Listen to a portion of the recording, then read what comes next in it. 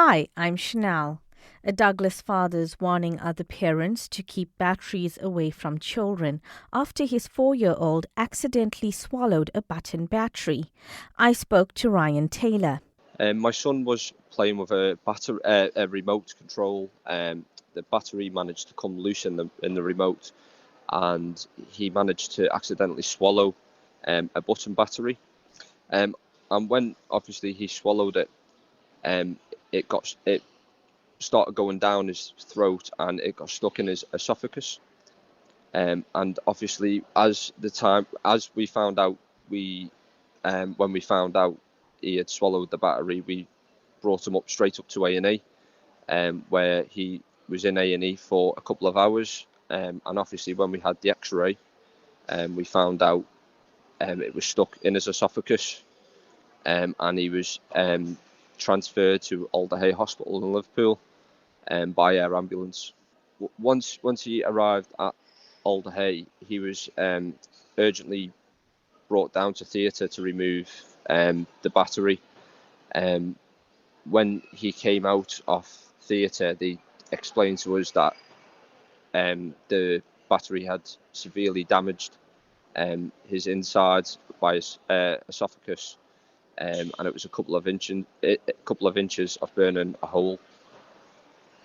And he told us that he was going to be transferred to critical care unit, where he was there for 3 days, 3 to 4 days it was, and he wasn't allowed to eat or drink. Right, and at the moment, how's he doing? He's on the road to recovery now. He's still on a milky diet, so he can't eat any foods, any hard food. He's only allowed to have milk and water, and he's only allowed to eat Weetabix. Right.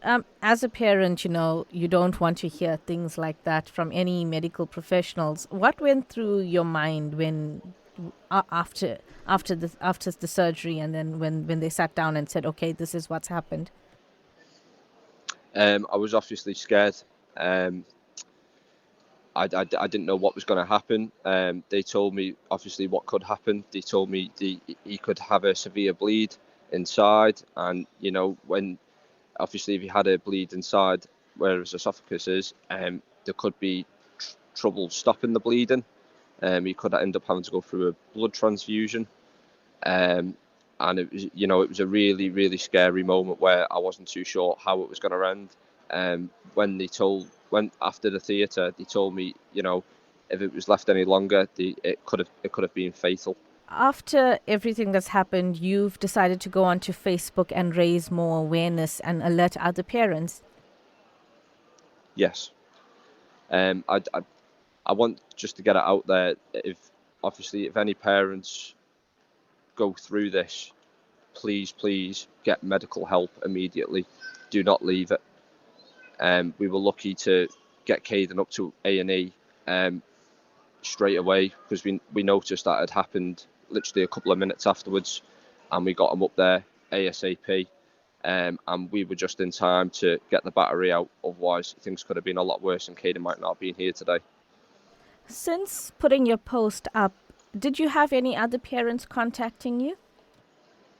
Yes, I've had a few people who I don't even know offering their support if I need anything, because obviously I'm stuck over at Alder Hay at the minute with my son.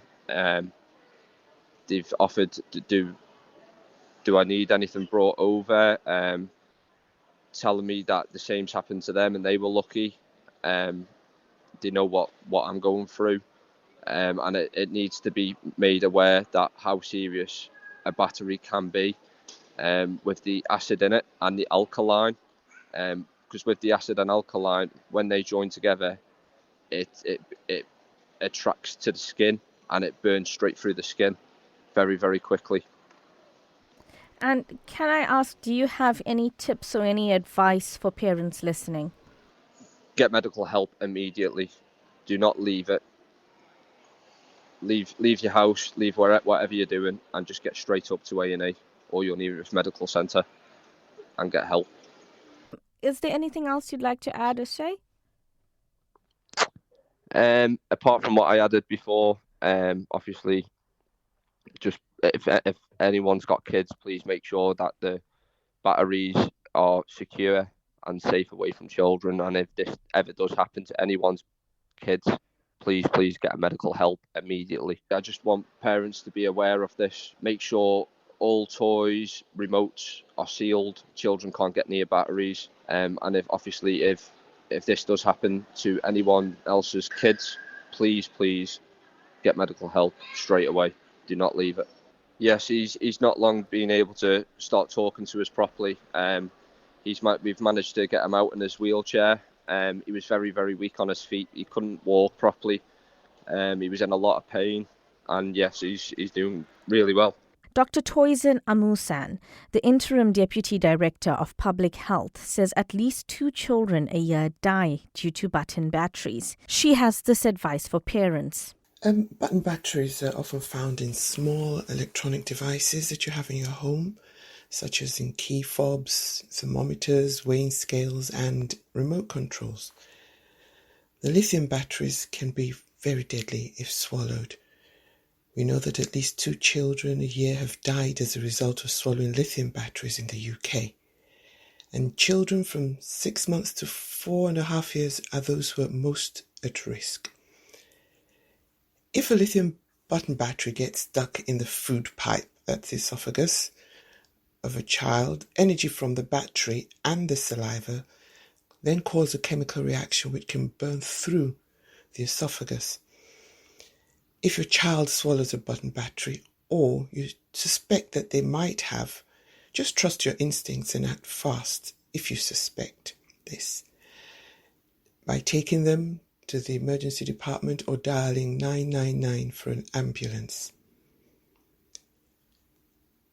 Important things to remember are, if you have the battery packaging or the product powered by the battery, take it along with you when you go to the emergency department, as this will help the doctor identify the type of battery and will make treatment easier. Also, don't let your child eat or drink anything. And of course, do not make them vomit.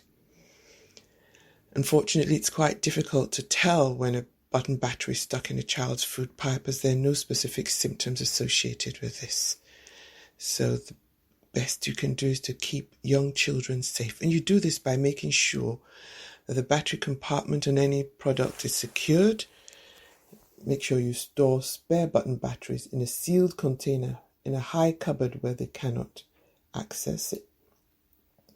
Also making sure that all used batteries are also out of reach, as these can still cause harm if swallowed. And be careful when you're buying second-hand toys or toys from abroad that may not meet UK safety regulations. And it's also important to teach older children that button batteries are dangerous and ensure that they don't give them to their younger ones. Thank you for making it to the end of the Little Manx Radio newscast. You are obviously someone with exquisite taste. May I politely suggest you might want to subscribe to this and a wide range of Manx Radio podcasts at your favourite podcast provider, so our best bits will magically appear on your smartphone. Thank you.